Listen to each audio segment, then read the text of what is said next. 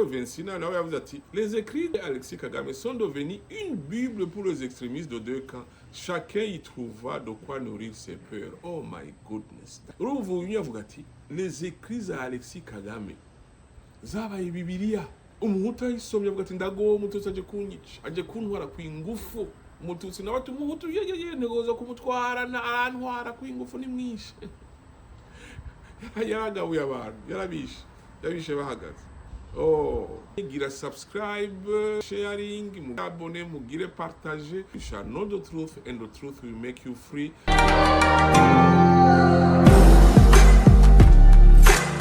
Ndabaramukije Musenyeri class duhejeje kubona yaciye aha umupadiri yitwa Alexis Kagame muri Côté classe Tutsi sociale amubwira umupadiri 1943 yanditse ibintu vyiza yandika n'ibintu bibi byatumye hazana ideologie ya Musenyeri class ikikomera abishira muri ideologie yakorana na mwami muri Rudahigwa akaba ari umuhistorien wiwe ashaka ko akingira ubwami. Mwibuke ko mudashobora kwanga abantu ndiko ndavuga uko nshatse kubereka yuko mu mwanya wabo baba bazi ko ariko arakora ibintu vyiza bakingira ubwami kuko hari ama competition ahujya mu Burundi haba hagati y'abatare n'abezi. Ibitabo bitanu Alexis Kagame yanditse, hari igitabo cyitwa la philosophie bantu comparée murakibona iki, la divine pastorale, le code des institutions politiques du Rwanda Nganji Karinga dans les années 1940. Ibi bitabo, oh my goodness, byavuga ibintu byiza bya langue yo mu Rwanda ariko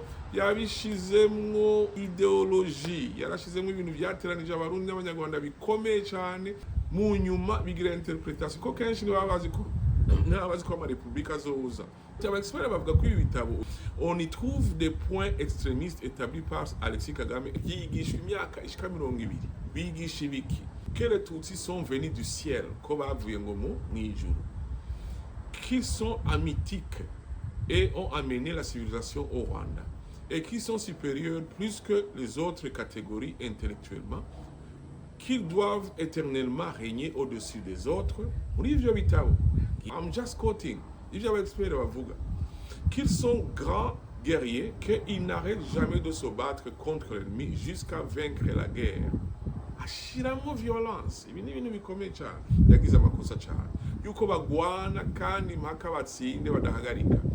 Que leur premier roi fondateur Gihanga, enfant de Kigwe venu du ciel, les a donné l'obligation historique de conquérir le Burundi étant son petit cousin, et le Congo Kivu devrait leur appartenir. Ibi yavyanditse muri Inganji Karinga, yavyanditse 1943. Afata umugani wa Gihanga awuhindura idéologie.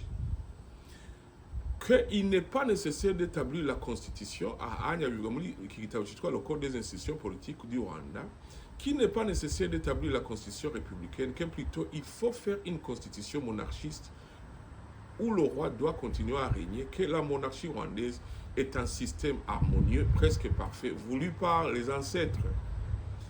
Aha, yandika yuko ntibikenewe yuko hava activité ya exploitation, aha abanyagihugu benshi bashobora gukorera ubusa habwa ibintu cyangwa ntibahabwa ibintu. Bijya byose avuga ati ibyo nta kibazo ni umuco wacu, arabishigikira arandika meme ko umwami atovaho yuko ahubwo bogibo aba constitutionnalisé, ahubwo tubogira monarchie uri yuko hazoza ibintu by'ama republique ko yariko arabona ibintu ko birahinduka. Ibi byose yabigira azi ko ariko arakingira umwami. Ibi rero byagiye mu nyuma bifatwa au sérieux, bizgenda bizana ibibazo. So, ivyo bandika abexpert ati bien qu'Alexis Kagame a écrit ce livre pour protéger la mémoire culturelle du Rwanda contre l'oubli colonial, et le livre Inganji Karanga, il présentera la domination des clans Tutsi comme naturelle, légitime et historiquement supérieure. En publiant ce livre, Kagame Alexis voulait redonner de la fierté aux Rwandais face aux colonisateurs blancs, mais ces livres ont eu un effet inverse. Donc, muteza kuvyumva muri perspective intellectuelle, mugaca mubona umwanya, don't take one piece and create an idea. No. You have to look at the context. Uyukurara umuntu uraba context yararimwo, c'est très important.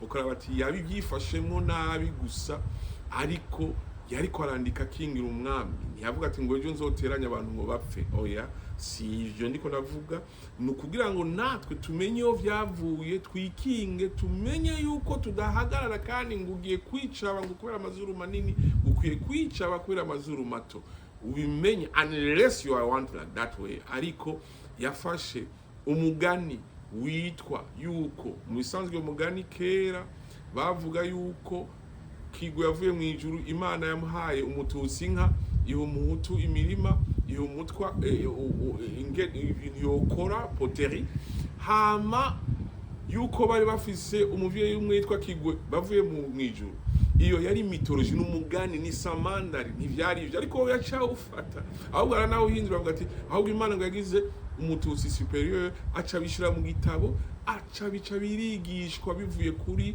wa mu prêtre yitwa umufaransa yamwigisha donc ivyo rero bica bitangura kuzana ibibazo bikomeye cyane ku buryo batanguye kuza barambika umwami Rudahigwa impuzu zo muri Ethiopia basigura ko yavuye muri Ethiopia bamwambika ibintu vyinshi berekana ko yavuye muri Ethiopia batangura gukura impuzu bakuramwe impuzu bambara kera bamusinga byari bishato by'intuze by'ishato bambara bami abiheba atangura kwambara ivyo Alexis yambara nibiki batangura kubasepara berekana ko umututsi ari separe umuhutu ari separe bacubagira karanga muntu muri uyo mwanya wose baba batugabuye kabakarabaye kandi umwanya wa musinga hari administration umuntu haba umuhutu atwara ajwe wiwe atwara imirima hari umututsi atwara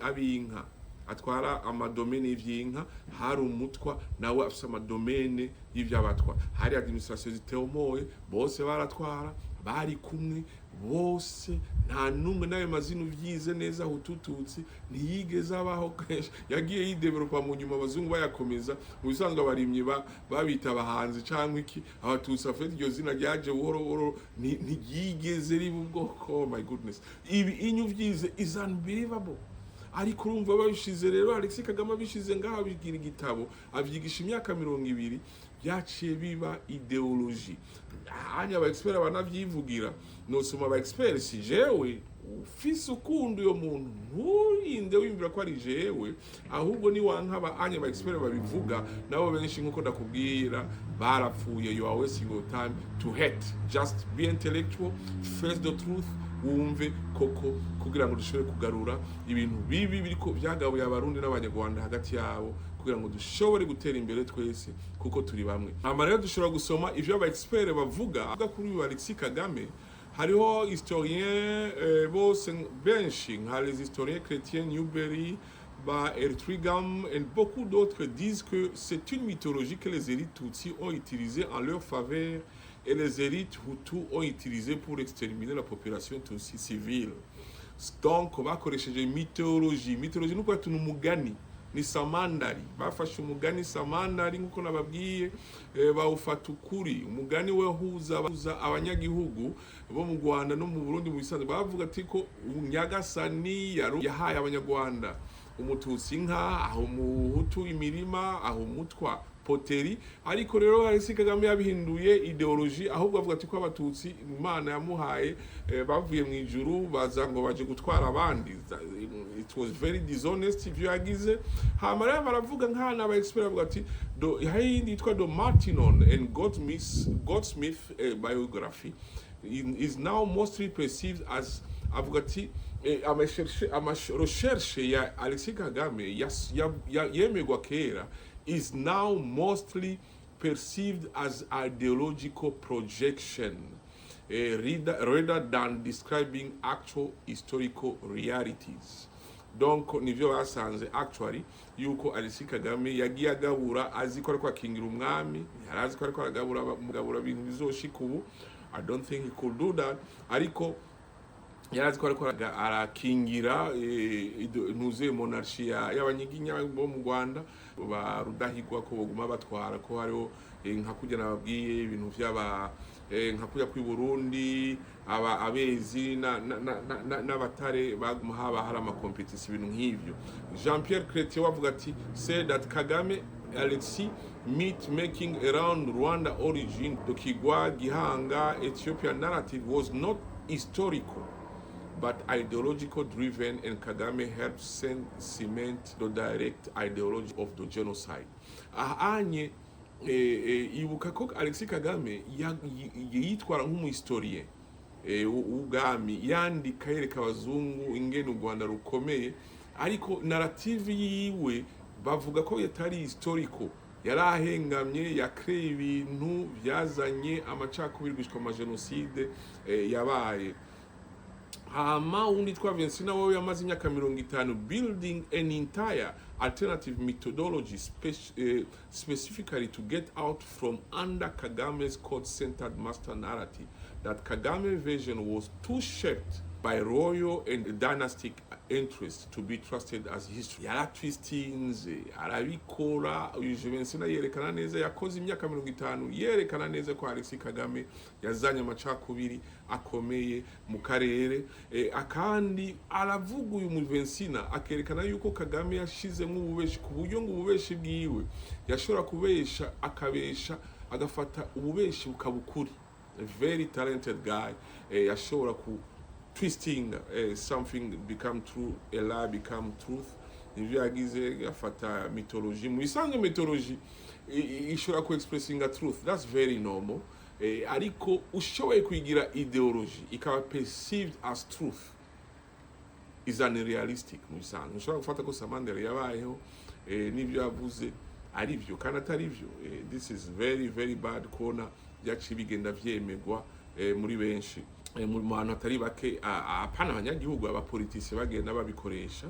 Hama uwundi yitwa Vidal we yavuga ati Kagame she framed the work of Alexis Kagame as elitist and ideological driven. All of them our experience bakomeye cyane mu university werekana ko yazanye ideology yazanye ideology divisionist, and credit with helping building the intellectual scaffolding of the Hutu-Tutsi divide. Yavuga ati uyu yitwa Vidal yavuze ati Kagame Alexis yazanye yanditse ibintu by'amacakubiri bikomeye cyane bidiviza abantu. Uwundi yitwa Nigel avuga ati Kagame Alexis and Make and the colonial administration divided the population. Hama umuribuka ko wavuze uyu mu expert avuze Kagame na Make, Jacques Make wa mu expert nababwira naherutse yaje asaba ikigongwe. Unye mubona avuga ati ndabasavye nagize amakosa narabateranije ni muri abahutu n'abatutsi. Yarasabye ikigongwe. Abazungu burya rero rimwe na rimwe ni sawa, rimwe na rimwe. Donc aje gusaba ikigongwe hapfuye miliyoni n'imiliyoni. He's there. Musanzwe yari guteza gufungwa. Kiguye. Ariko twe turacemera ububeshi bwiyo nawe yavuze ko atari byo. Oh my goodness. Oh lo. I don't know. Bo. Kagame tukinabishira no mu constitution. Nababwiye muri article 52 mu Rwanda iriho, muri article 257 biriho ubwoko. Naho mu experience navuga ati no sivyo. N'abajya bose nababwiye bagize ama science berekana yuko abahutu n'abatutsi atari amayitina atari amarase, nayo bayeretse mu yandi ma video mushobora kubikurikirana abatabibonye. Donc hakaba na uyu wundi yitwa uyu nawe yitwa Gute. Uyu nyene niwe Vincina nawe yavuze ati les écrits d'Abbé Alexis Kagame sont devenus une bible pour les extrémistes de deux camps. Chacun y trouva de quoi nourrir ses peurs. Oh my goodness, that's true. Urumva uyu yavuga ati les écrits à Alexis Kagame zabaye Bibiliya. Umuhutu ayisomye avuga ati ndago umututsi aje kunyica, aje kuntwara kwingufu. Umututsi nawe ati umuhutu yeye ntegoza kumutwara na arantwara kwingufu ni mwinshi. Yaragabuye abantu, yabishe bahagaze. Oh, Barundi Banyarwanda, I'm so sorry. Mumukunda Kagame, that's very nice. You have a feeling about him. Yaranditse ibitabo bindi byiza. That's true. That's true. But I'm sorry. Kuko utagize ivyo bita to seal your conscience. If you don't know what is a conscience, wese Imana yaramuhaye ibyo bita conscience. Conscience uvuga ati kumenya ukuri n'ukutari ukuri, gusepara ukuri from error. Udafise ivyo, then if you have not sealed your conscience, then you can understand what I'm saying. Then if you have sealed your conscience, then I'm so sorry, I cannot help you. I have nothing to do with these ones. I'm just reading. Donc then it is true that we have to question ourselves because we say conscience. So I am appealing to your conscience. You have to look at your conscience. Kwemera ko ubwoko Hutu-Tutsi buriho is a lie. Kandi turiko turicana nta numwe azoshobora kuza no kutubanguranya. Bararusha abantu bafite ibihugu bifite amadeni bashaka kwitera imbere, ahubwo bico bizoza kuraba itwo bodukura. Ibyo bodukura tube turagwana mu ideology. Donc nico gituma ivyo nshaka kugira kubumvisha nuko tugira a centered one. The extreme claim dufise ngaha aho Umututsi yumva ngo I have to fight numve ngo ntware kwinguvu, aho Umuhutu avuga ati I have to fight turi benshi dutware kwinguvu, izi inye ntizigira inguvu zose, hagira inguvu y'umuntu abarundi bose abanyarwanda bose kugira ngo dukure aya mazina yiruka ave muri twege twigishe generation shasha kugira ngo tube progressive. We have no choice. Human right is spiritual. You can fight with your ideology, gutware kwinguvu kubera uri mwinshi, gutware kwinguvu ngo kubera izuba rito ngo bakubwiye ngo cyubwenge is a lie. Nta zuru riri mu ubwenge nicamwe impemu. Ubunini bw'izuru suko ko ari yo mugambi w'iterambere uzana projet abanyagihugu bakagutora ufise metero 3 cyangwa metero 1. This is a lie. We are obliged yuko dusonera kiremwa muntu tuzoraba abamurana asanzwe mubizi yuko human right is progressive. You like it or not, human right will succeed. Ni uko bimeze kuko ni ibintu spirituel. Murabizi cyane cyane abakristo murabizi, we have no choice. We have to celebrate truth where we can find it, and truth, ukuri, is separated from us. Ukuri, you don't create it with your mythology, you don't trick it. No. Ukuri nishobora kuyikreya. Truth is there. Urayiraba uyigwanya, it doesn't matter kugarukako kandi ikaguhenura. Nico kibazo, nico gituma dutegerezwa kubabwira abanyagihugu ati separate from those ideologies. These are lies. Nico ziko zirica nizo ziguma zitwica zidutandukanya kandi ari imigani. Hama rero nje rero ntimwava muvuga ati navuze bamwe oya ndaje ubunye rero ndaje cankurikiza Kayibanda Gregoire muri kiganiro gikurikira. Murakoze cyane, gira subscribe, mugire sharing, mugire abone, mugire partage, mugire like kugira ngo ibi biganiro bikwire hose. Muzoba mukoze cyane. You shall know the truth and the truth will make you free.